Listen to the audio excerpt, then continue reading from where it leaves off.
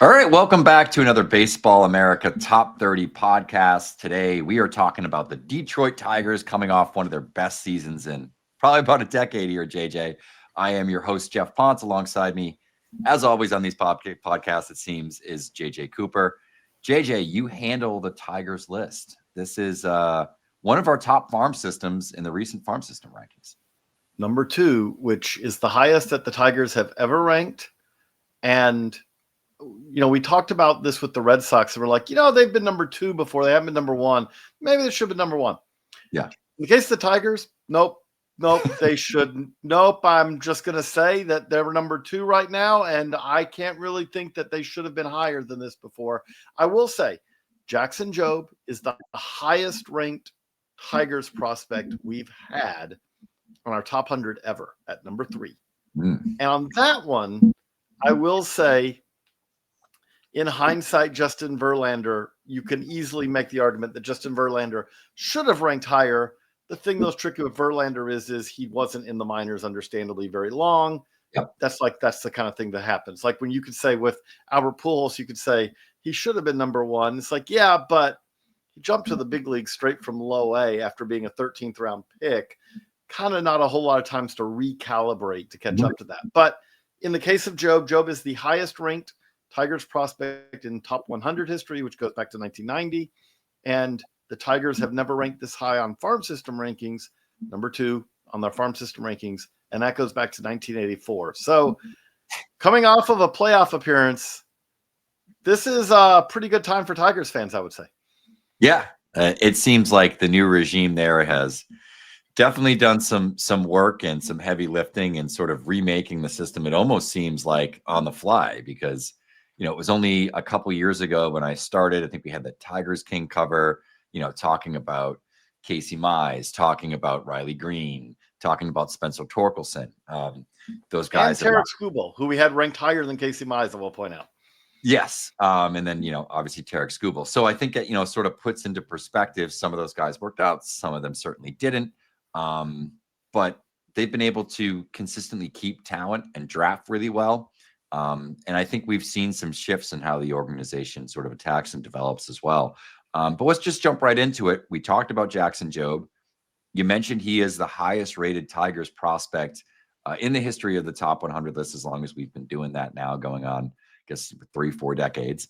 Talk to me about 35 years. How good can Jackson Jobe be? Are we talking about a top 5 pitcher in the game, potential Cy Young winner, or more of a really strong number 2? If everything breaks right, he could be a front of the rotation ace. Now, you always hesitate to say that because most guys who we put that on never reach that. Now, Tarek Skubal, the Tigers have one. Tarek Skubal, you could say, like when he was coming up through the minors, you could say his stuff is such that if it all breaks right, he could be a front of the rotation ace. Most guys don't turn out that way. Tarek Skubal did. You win the Cy Young Award, you have a season like he just had where basically leads the league in ERA, leads the league in wins, has 192 innings, leads the league in strikeouts, wins the Cy Young. You're an ace. By every definition, you're an ace. Now, with Jobe, if you said, okay, could he be that? Yeah. I mean, pure stuff wise, I think the way we wrote it up in in the prospect handbook and on the site at baseballamerica.com is his stuff. And I want to ask you about this because you love to dive into the nitty gritty of the analytics and all and the numbers and all too. But his stuff is almost like if you designed a pitcher in a lab in some ways, in that you can get, if you were taking Jackson Jobe and MLB The Show, you can still turn the sliders up a little bit more. You could add a little bit more to his fastball. You could add a little bit more to his breaking ball. You could do a little bit more, but you can't do that much more because on basis of pure stuff, it's really high top end tier, is it not, Geoff? Yeah, and I think he just has the ability to do things like the way he can backspin that fastball efficiently, create ride with higher spin rates too, which I think sort of adds to all that. And a lot of arm side run. It's a really unique sort of fastball shape. unique fastball plane. I think it's almost comparable to Garrett Cole in some ways, just in terms of how unique that shape is, how well he moves down the mound, all that sort of stuff. And then you factor in, his ability to spin a breaking ball. And there's not a lot of guys that can do both of those. We're now seeing him, kind of mess with some different shapes. We saw some video. He come loves out. to mess with them. He loves to get into the nitty gritty too.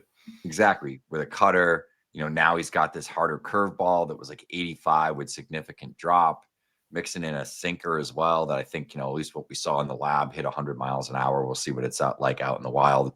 Numbers are never the same as they are in the lab because it's a very controlled environment with a really, like sort of springy mound that you can really get some great push off of. But I think we've seen this guy develop over the last couple of years, how good the pitch mix is, his ability to do so many different things that if he can ride it, sink it, spin it, he's like one of those toys where like you pull it, pop it, hit it, drop it, whatever. It's like he just does a little bit of everything. And that's just really unique. There's not a lot of guys that are just physically capable of doing those things. The thing I'll say about that is, like you mentioned, Casey Mize, right? Casey Mize was the #1 pick in the draft class. He a #1 pitcher in the draft class. He really stood out. There's never been a day in Casey Mize's career at the peak of Casey Mize's powers that his stuff compared to Jackson Jobe. Is that a fair way to put it? Like, Jobe's fastball is better than Casey Mize's fastball has ever been. Pre-injury, all that. Jobe has more plus pitches than Jackson Jobe ever had. Jobe has more ways of attacking a hitter than Jackson Jobe ever had. And I would throw on top of that, I think that Jobe has better control too. Now, I know I'm now comparing someone like Casey Mize has battled injuries. We haven't seen Casey Mize have kind of that dominant big league career yet. So I'm comparing him to someone, but Casey Mize was considered, the consensus top pitching prospect in the draft class. And I'm just laying it out like Jackson Jobe's just like should be better. Yeah. I think it's even hard to compare the two. Mize never threw his hard, never created the sort of shapes from the release traits that Jobe does. Certainly never had feel for spinning a breaking ball at this level. Had a pretty good splitter, had a pretty good changeup, and I think that was really good splitter well for him. And obviously has dealt with a lot of injury stuff, even dating back to when he was in college. So when you look at the point that Jobe is at right now, at the age he's at right now, he's already sort of surpassed those expectations. And I think it's one of the reasons we think he has a much higher floor and also a much higher ceiling. The biggest question that we still have to see with Jackson Jobe is he has been challenged to stay on the mound. And it's not been, he's been cut on, his elbow's been reworked, he's on his third elbow ligament or anything like that. It's nothing like that. But he's had, it's been a lumbar spine inflammation. Last year was a hamstring. A hamstring's not an injury where you go, oh no, this guy just can't hold up. But it did cost him time. And so one of the tricky things we'll see is we are talking about someone who will turn 23 during the season. They're going to have kind of the Jackson Jobe plan this year of not just saying, here you go, you're in a rotation, 30 plus starts, here we go. And can we expect a solid 180 innings out of you? No, you're probably not going to expect that in 2025. But I will say, if you're the Tigers and you're mapping this out like a dream scenario for 2025, having made the playoffs last year. So you're not being crazy if you say we start this time last year saying we start the season with our goal is to win in October. It worked out, but like you may have been like, wow, that's optimistic. Good luck. Now, having done that last year and having shown what a guy like Skubal, being as good as he is, can do in the postseason, the kind of dream scenario is you want to figure out how you have Jackson Jobe ready to go at his best in September, October, where if you've got Tarik Skubal and Jackson Jobe pitching at their best in October, well, then all of a sudden the Tigers, especially if you're in a 3-game series, that's a nightmare matchup for anyone because they have the guys who really could be like, I don't care what you have tonight. For 7 innings, you're just not going to do anything. Yeah, 100%. And there's even some more interesting arms kind of as we get further down this list. But let's talk through this top 5. It's a really interesting top 5. It's an especially talented top 3. And as you look at it, outside of Jobe, though I guess he would be technically up the middle, it's all up the middle players, which is, I always think, the right place to sort of build from. And those guys, usually have the defensive capabilities and abilities to move to the corners in different spots if need be. So talk to me a little bit about Clark versus McGonigle at 2 and 3. Of course, 2 very highly rated prospects in our top 100. Both guys that, have high grades, 60 grade, BA grades on them. There's not many guys in the game that have that in the position side. How difficult was it to sort of parse through and decide Clark or McGonigle, and why did you ultimately go with Clark? By the way, I will note that of all the position players up to until you get to number 19 on this list, every position player, with the exception of one, is an up the middle player, either a catcher, a middle infielder, or a center fielder. And that one is Jace Young, who they're playing him at third, but I think his best position, if could be second or better position, I say maybe, so like there was a lot of up middle guys here. But yeah, when you talk about Clark and McGonigle, I could make the argument like Max Clark obviously is the guy who has been famous for longer, was kind of part of that very interesting challenge of figuring out for the Tigers, okay, who do we take, right? In a 5-player draft, they were sitting there, and he'll probably be compared to Wyatt Langford and Walker Jenkins for the next 10 years because of that, understandably, right? Now, it is worth noting, you get Clark, if you go Langford, you might not get McGonigle too. And that's where I think the key thing happens here is they got Clark and they got McGonigle in that draft. And McGonigle has kind of shown himself to be very much part of that same discussion. And I would say I could see the argument for either one of them at 2. The argument for Clark is longer track record. He is a center fielder. He's got a hit for average. Power should be solid power. Runs, does everything. The argument for McGonigle is like, okay, is he going to be a shortstop long-term? We'll see. I think that's still a fair question, but he's going to play in the dirt. He's going to be a solid defender in the infield.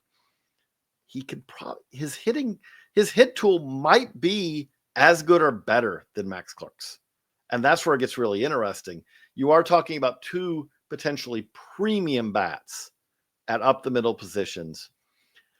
I kind of said like this, this will be the interesting year to see. But if you told me that the end of this year that we flip this and McGonigle is ahead of Clark, wouldn't shock me. They're that close together. I think we've kind of had them very close together, always with Clark slightly ahead. But when we talk about them for top 100 and all, they've often been kind of almost paired with each other because you can make the argument for either one of them. Yeah, and I think both of them had good seasons. I was certainly surprised by the output, the amount of power and impact that, was in McGonigle's bat. And he's a little twitchier than I had expected as well. It's an unusual body type. He's definitely a smaller, more diminutive player, but incredibly talented. So, good for him and good on the Tigers and landed both of those guys in the same draft too. So I would say like the thing we want to see with him, right? Like we've already seen, to his credit, we have seen that, again, he's a better shortstop than the pre-draft scouting reports. Like there were evaluators, there were evaluations coming out of high school where you said like, okay, he's probably moving by now. Mm-hmm. It's still possible he moves, right? Like, especially I'll go back to, especially for a team that just took Bryce Rayner, first round, there could be a point, where I think kind of the ideal scenario that you have as a team is at some point you have a guy who's a playable shortstop and he gets moved to another position because he got someone better than him. Now, let's be clear. This is a change for the Tigers, right? When we talk about Clark, when we talk about McGonigle, the previous wave of most of those Tigers position player prospects, Parker Meadows being the significant exception to this. But that previous wave was a whole lot of hitters.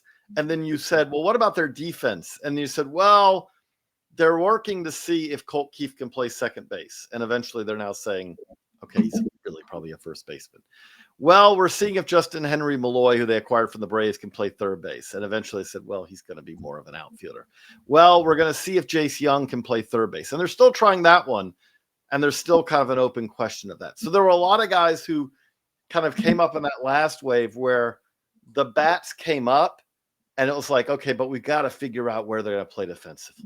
We got to figure out if they can play somewhere impactful defensively. This group is coming, Parker Meadows, again, being the exception of that. Riley Green came up as, he's a center fielder, but he'll probably end up in a corner. Get up in a corner.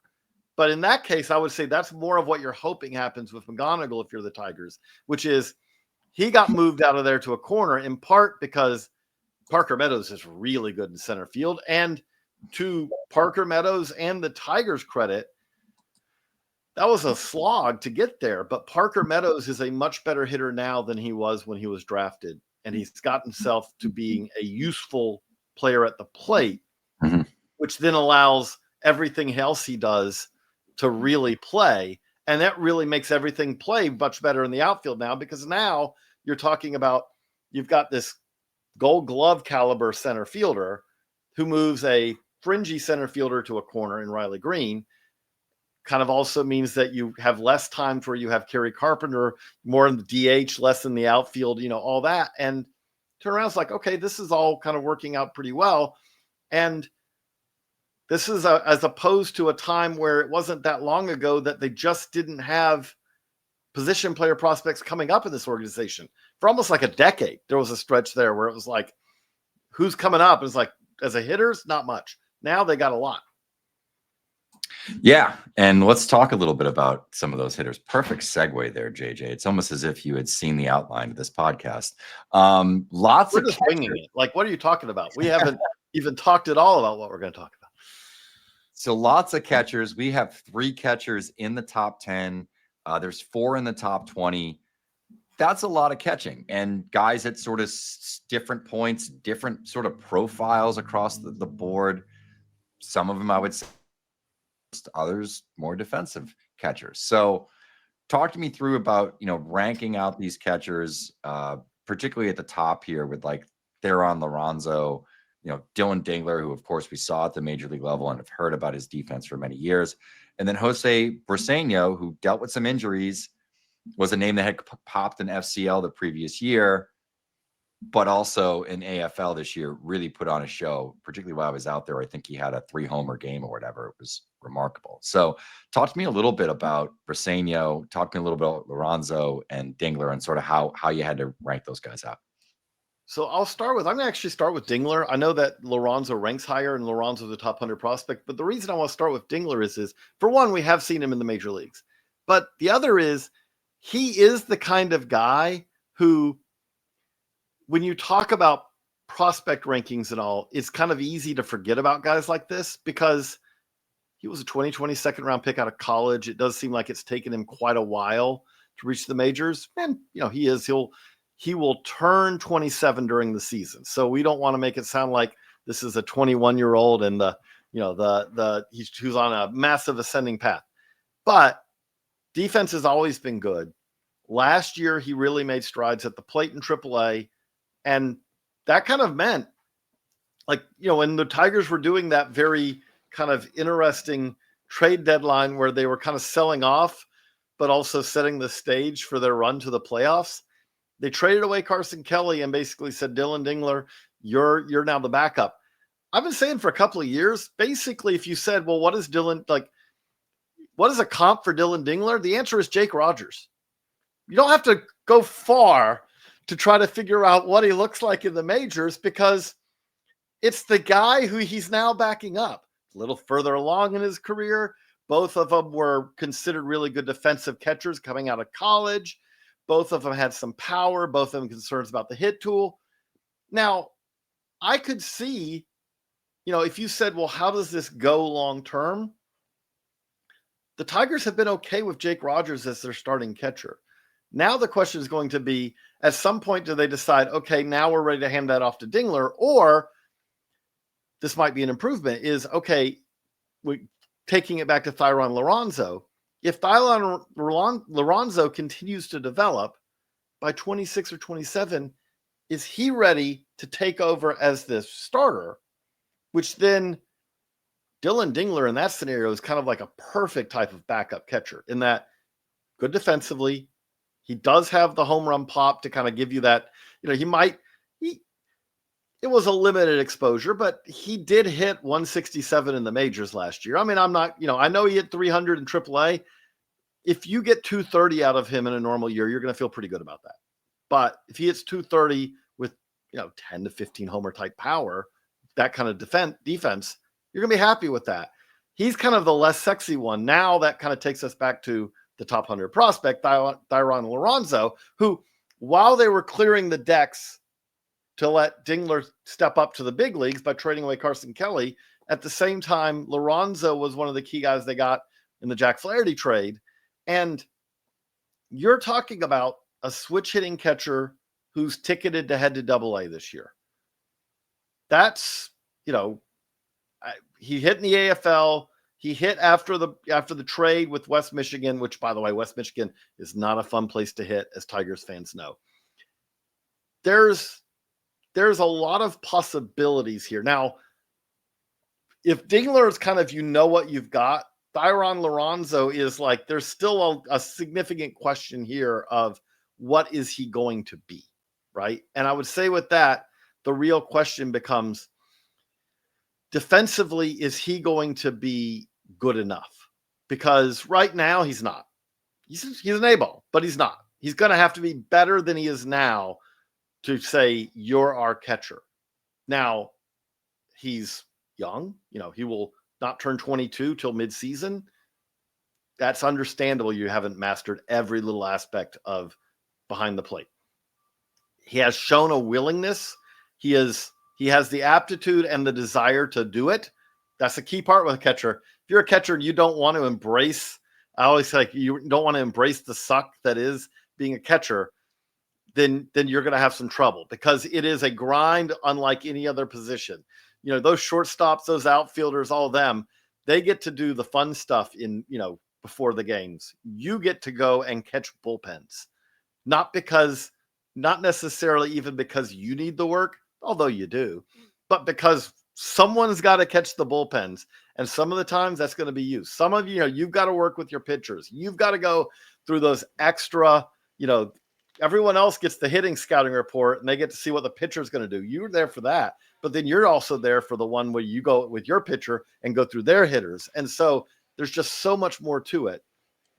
We've seen with Dillon Dingler, catchers often develop more slowly. Liranzo's ahead of the game right now. And I want to kind of kick it back to you a minute. You also got to see him, I believe, in the AFL. The key thing, I talked about the defense and how it needs to improve. But if you said, well, why would you be excited about this guy?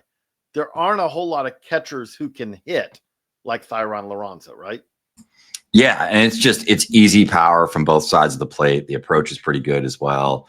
There's some swing and miss concerns, but I think at a level that you're not all that concerned about, especially with what the offensive bar is at the position. And he has enough skills behind the plate and a big enough arm that he does have the ability to potentially stick there. It's just a matter of, how does the framing develop? How does the blocking develop? How does he use different setups and all that stuff? And how does it work out for him? But I think he is somebody that when you talk to scouts and you get a look at him, you don't completely write off the idea that he's going to be able to stick a catcher long term. I don't either. Now, okay, and so that'll be the perfect segue to the last of these catchers in the top 10, which is Josue Briceno. And Briceno, there's much more concern about whether he can stay behind the plate.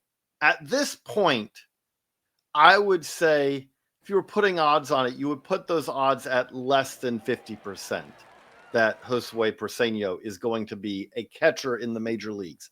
Not because he can't do it, but because Well, a couple of things. One, he did have a knee injury that cost him a significant amount of time this year. And knee injuries for catchers always raise a little bit of a concern, especially for a dude who's still, he will turn 21 after the 2025 season's basically wrapped up. So you got a young guy who's already had a knee injury. He did really use it, gotten better condition and all, embrace getting strength gains and all that. But you say that in part because he's already at the upper end of, will this body play as a catcher? He is a bigger catcher, right? Like, doesn't mean he can't, but again, all of these things kind of point to, here are ways that it could slide away, which is, as he's turning 24, 25, is he still going to have the flexibility back there? Is he still going to have the mobility? Are his knees going to hold up? Again, he's already had a knee problem already. Are his knees going to hold up if he's 6'4", 220, 230? That's, again, as a fully mature big leaguer.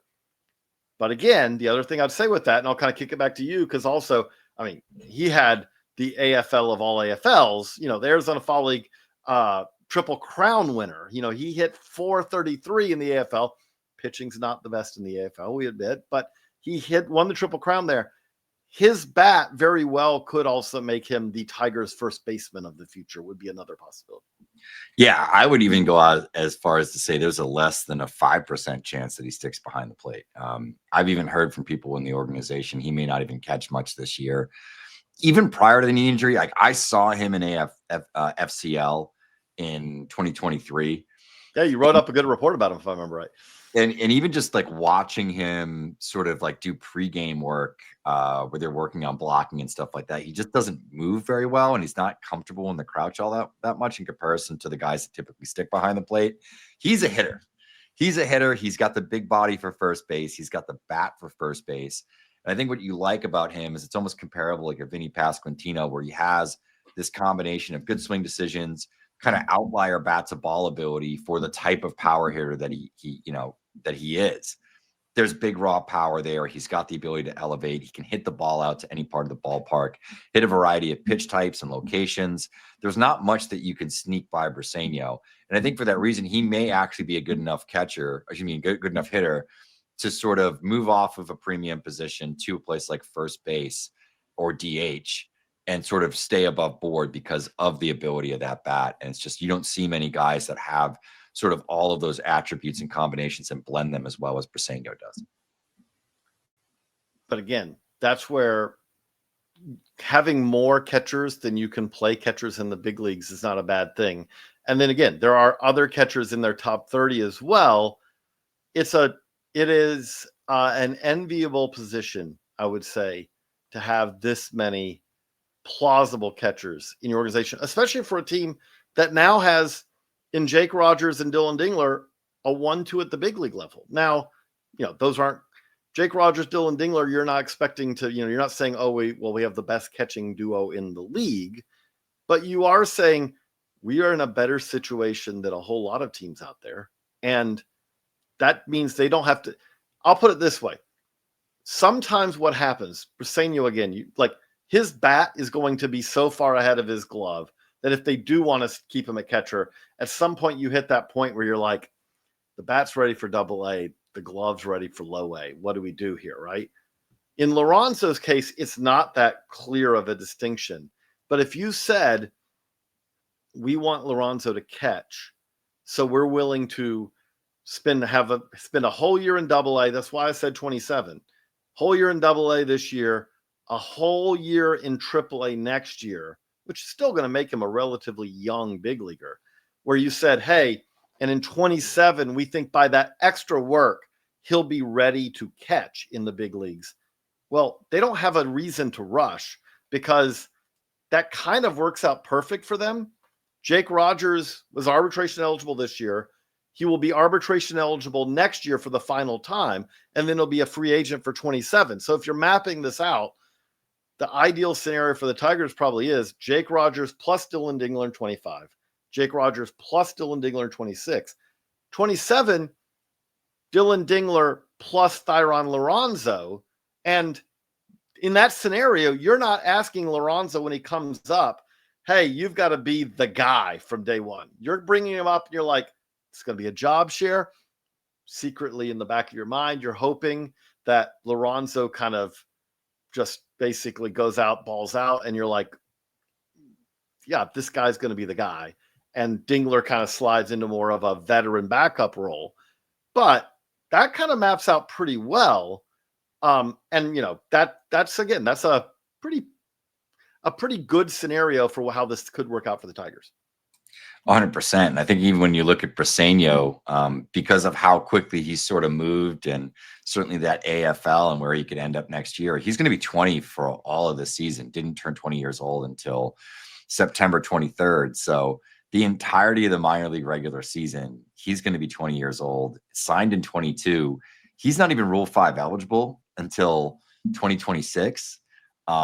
Which isn't always the case with international signees. We don't see them come stateside and move that quick and sort of progress. So he may even have some time to improve or learn another position. So it'll be interesting to watch that. We did a really good job here, JJ, of digging into the top 10 and the major names to know, the names that people are asking about and clamoring for more information on. But we're going to take a bigger picture approach right after this break. All right, and we're back. JJ Cooper, Geoff Pontes.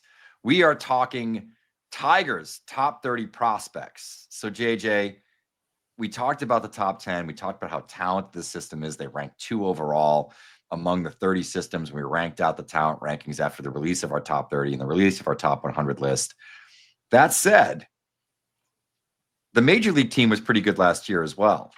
Do you anticipate that trend continuing, or do you anticipate maybe some regression in 2025? So this is where this gets interesting.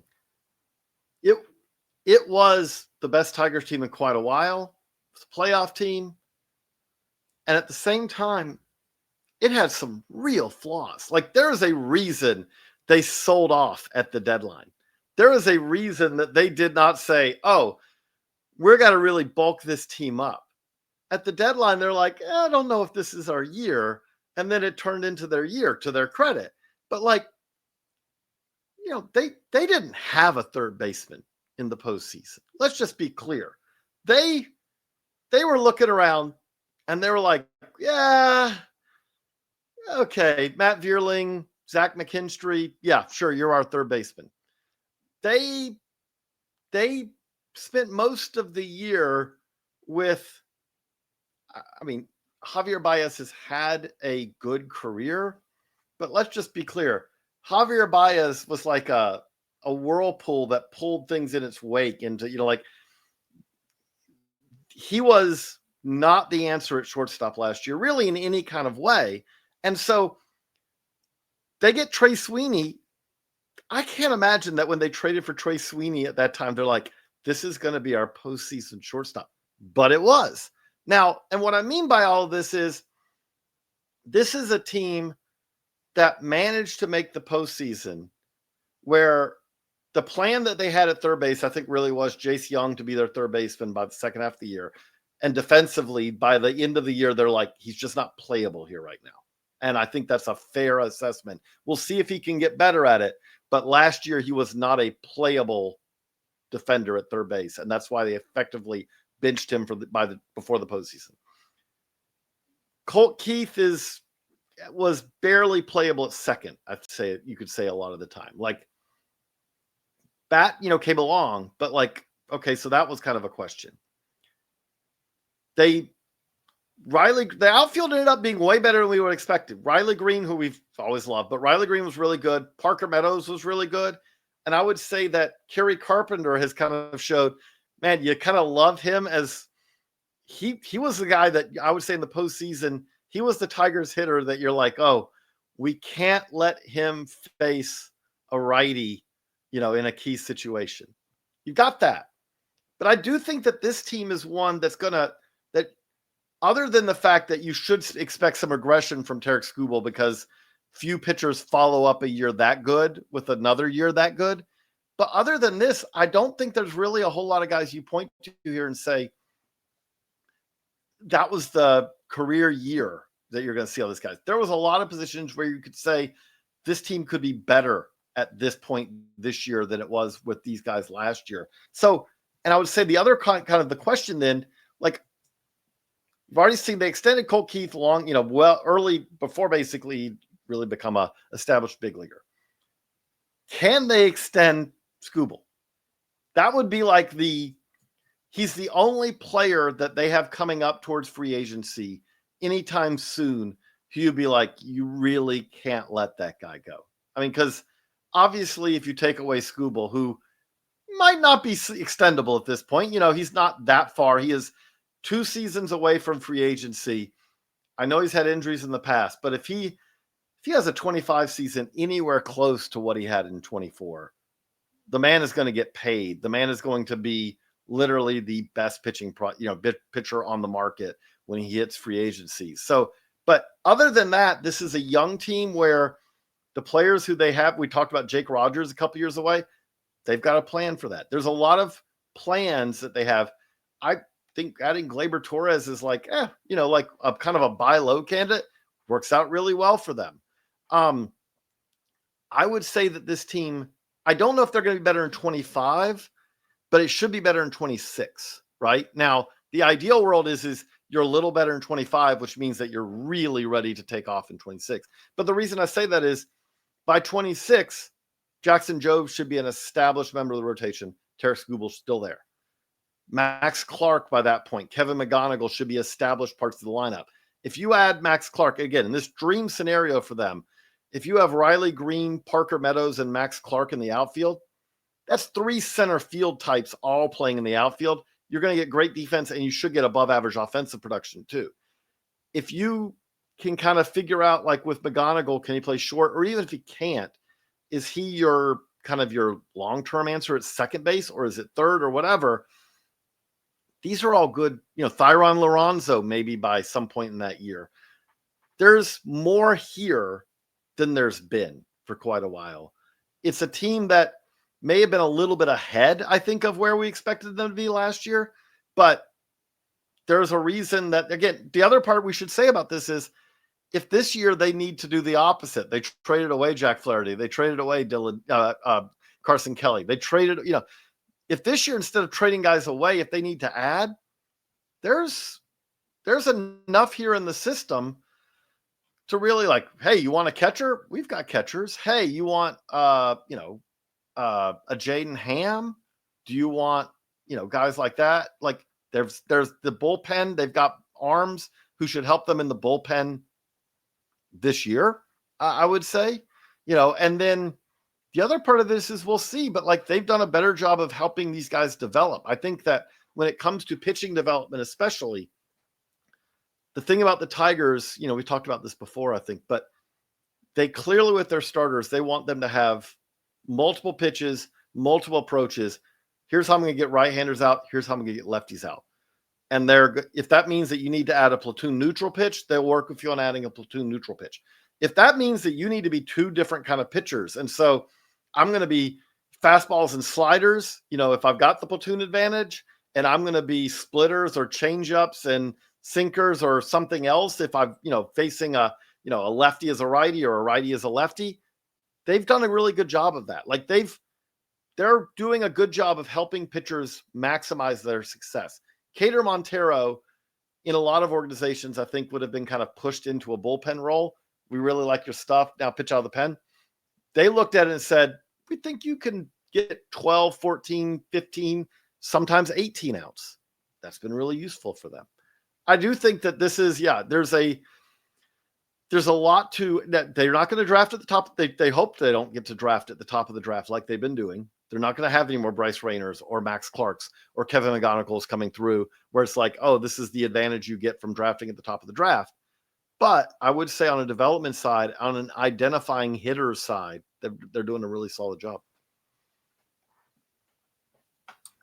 Yeah, I would agree 100%. I think they do have that depth to either supplement the major league team this year or, trade away pieces, whether it's some of those guys that you mentioned, or even, trade away and upgrade spots with maybe some young major leaguers if they feel that's what's sort of needed to take that next step forward.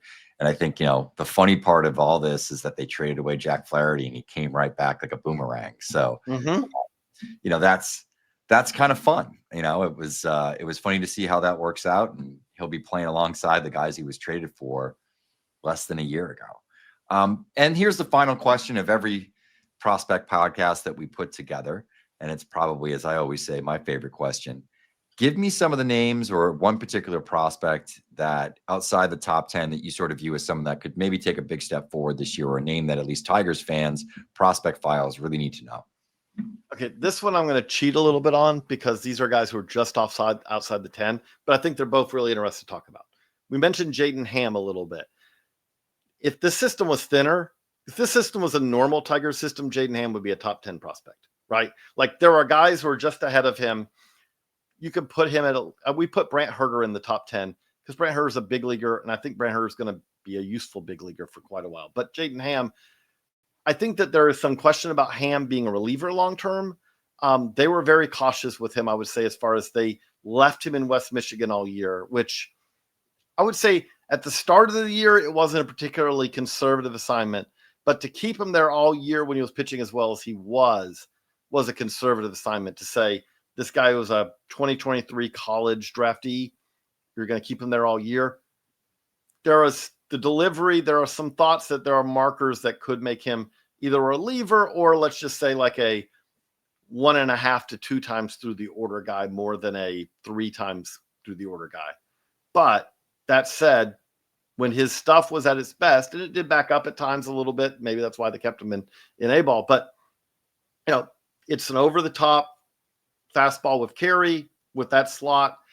It kind of makes it, you expect a little bit of that, but like it works. The curveball really pairs with 12-6 curveball that pairs with it. There are pieces there to be at least a reliever, maybe even more. And then the other one who was a pickup, another trade pickup for them a couple years ago out from the Phillies was Hao-Yu Lee, futures gamer. We got to see him there. And what's interesting with him is everyone's always liked the bat, the hitting ability, pure hitter. This guy's a pure hitter. Does not look like a second baseman. I would say squattier on the thicker side, but there is a divide, right? Which is when you talk to scouts about him as a defender at second, they're like, he could be okay, right? He's fine. They won't go further than that. But when you talk to people about what the analytics say, about his defense in the minors, they're like, it's really good. It stands out. It jumps off the page kind of. Now, we'll see which of those is, kind of like whether the eye test or the data is kind of the long-term indicator there. But like there are some reasons where you think maybe he's a little bit better. I would say that what it probably, as I tried to square that circle, kind of blend everything, I would say that he doesn't have great range, but he makes every play he gets to, and he's very consistent, and those things kind of stand out, especially if you're positioned well. So those are two that are really interesting. I will then, just to make up for doing a top 2 guys who are just like that, the one that'll be really interesting to watch this year is Paul Wilson, who's the son of Trevor Wilson, had a really terrible year last year. Let's just be honest. But this was a guy who was their 3rd round pick out of Oregon a couple of years ago. Want to see if he can bounce back, because if he can, it's a lefty with real stuff. Everything just fell apart. He needs to kind of have a bounce back year after a really rough 2024. I'll just put him out as he'll be one. I'll be very interested to see what he looks like in spring training and going forward. Whether he makes an assignment, a full season ball would be a really, like, if he's on an opening day roster in the FSL, that would be very encouraging. If he's held back to the FCL, that would be kind of a sign. If a 2023 3rd rounder is still in the FCL for 2025, that would be a concern, because you're not sending him to West Michigan. It's not like, oh, no, we're holding him back here just to let it warm up. It's just as warm on field 1 at Lakeland as it is at field 2, because that's the difference that you're talking about here. So we'll see what that is, but that's the guy to keep an eye on, I think, too.